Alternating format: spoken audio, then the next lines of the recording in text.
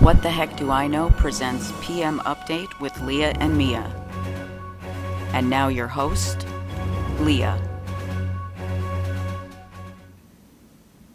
Hello, and welcome to the What the Heck Do I Know PM Update. I'm Leah. The top stories tonight in our Work Prime segment: how to pick the best project management strategy. Does it really matter as long as you're following the basic process? Also, a special story on how to become more effective with problem solving in your work projects using project management. Find out more about using project management at work on Work Primed when we come back, so stay tuned. I really enjoy making these videos, and if you get value out of them or just enjoy watching them, please hit like, subscribe, and feel free to leave me a comment.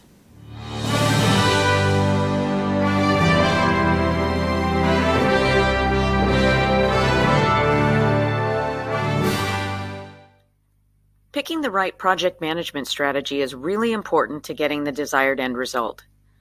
But what are the different strategies, and how do you pick the right one for your project? We're about to find out how Sarah and James have tackled this question with their own recent work experiences. Sarah and James both work for the same company called Coffee Klatch. Both were recently assigned new projects to manage. Sarah's is a small construction project, and her friend James is going to manage a small software project. Let's see how they decide to handle them.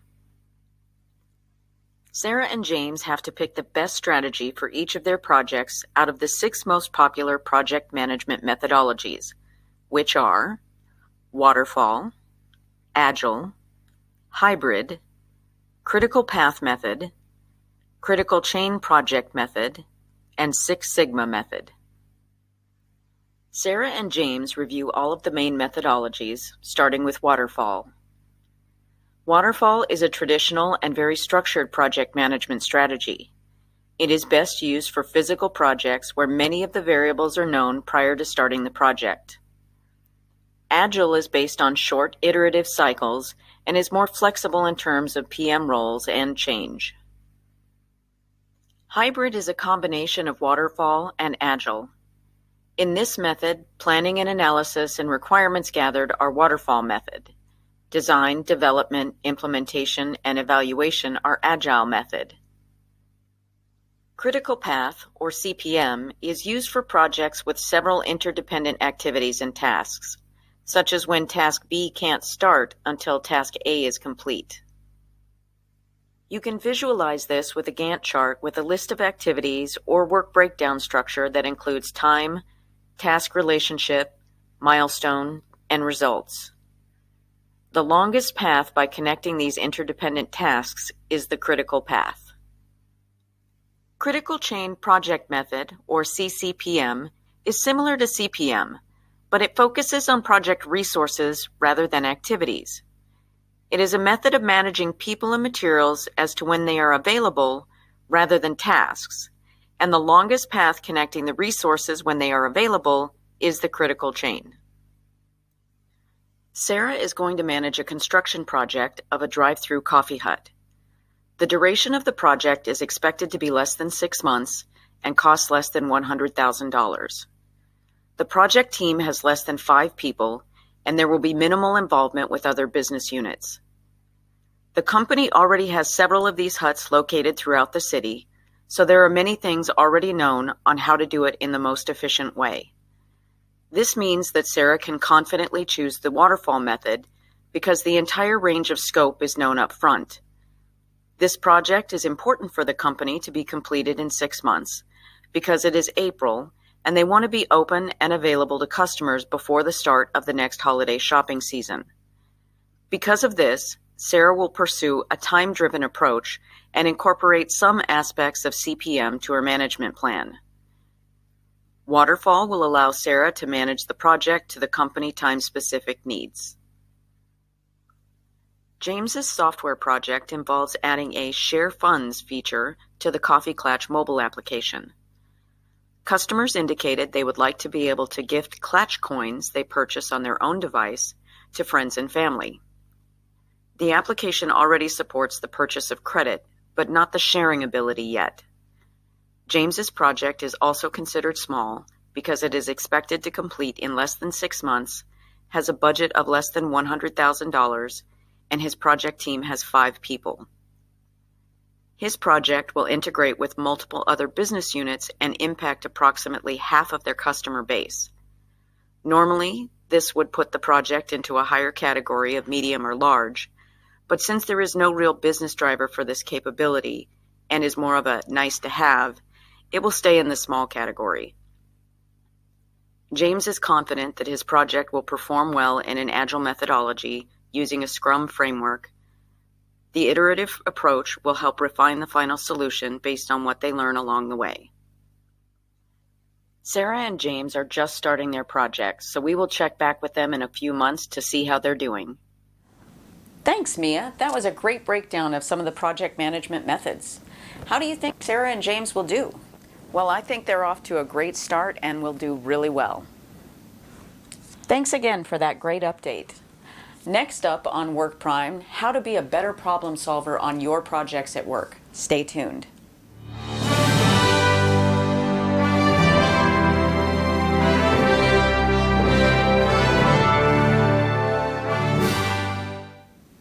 Welcome back. In this Work Prime segment, we're following a story about Michael Pardue, who is the owner of Coffee Klatch.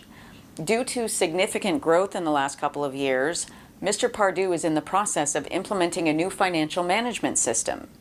Mia met with Pardue earlier this week, and here she is with the story. It's easy to see when you look around why Coffee Klatch is so successful.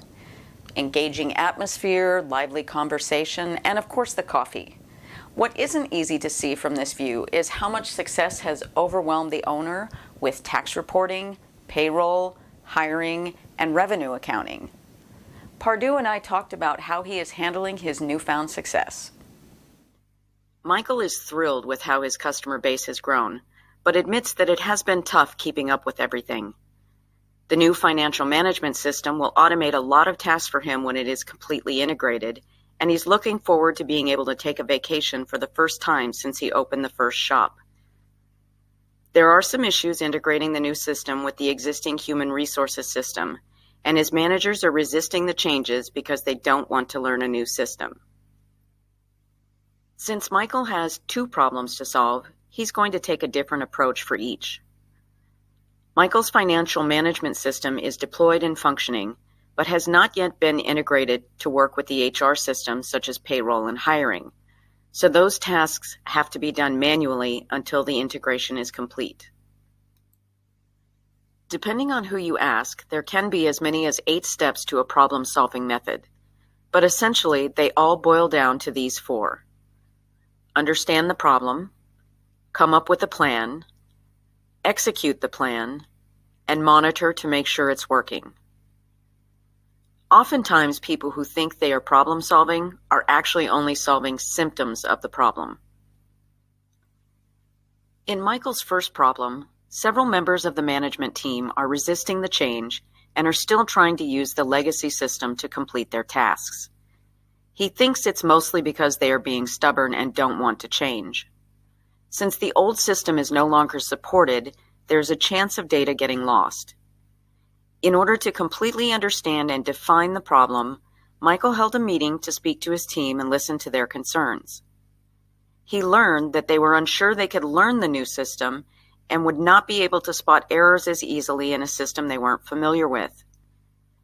Now he has a better understanding of their concerns and can build a plan to address them.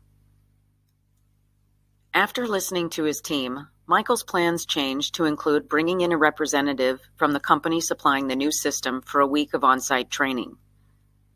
Originally, he had planned on using an online training course for his team. Michael also wanted to make sure this wasn't a waste of money. To make sure that his team would take advantage of this training, he would require a passing score on a functional proficiency test at the end. Every person who passes will receive a bonus in their next paycheck. So now his plan is in place. On day 1, execution of the plan starts when the trainer arrives to work with his team. 5 of the 15 managers pass the proficiency test after training, and Michael is noticing that the others are becoming less resistant now that the first 5 are telling others how efficient the new system is and how it will make their jobs easier. And of course, they're happy with the bonus. Monitoring is going well, so there is no need to update the plan. The second 5 will do their training tomorrow. Michael is good at managing people and running a successful copy business, but software systems are not his area of expertise.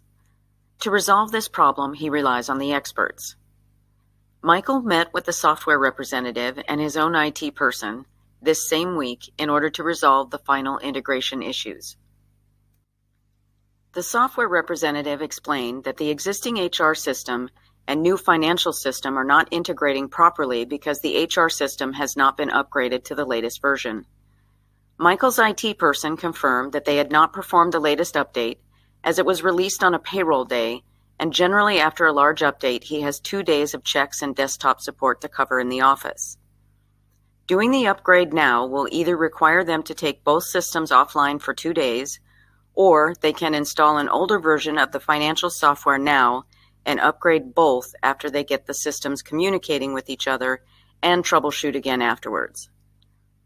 While Michael doesn't understand all of the technical aspects of what they need to do, he does have a clear understanding of what the problem is. Michael did not want to take the system down because of the training this week, so he asked if it was possible to put off the final integration until next week after the training and HR system update could be completed, and if the upgrade would change the training happening now. He is developing a plan, but needs confirmation from the experts on if it will work. They both agreed that it was possible, and though there may be additional charges from the software company, it would not invalidate the training, and it would be better to postpone the final integration.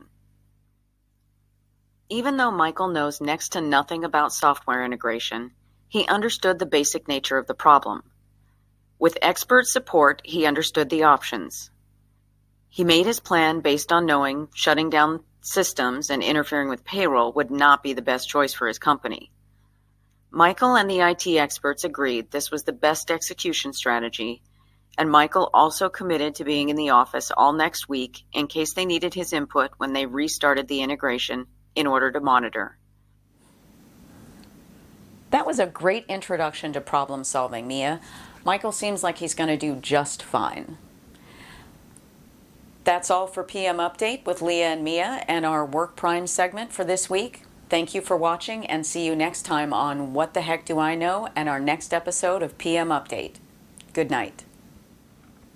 Don't forget to hit like and subscribe. I love seeing comments too. If there's a topic you would like me to cover, please let me know.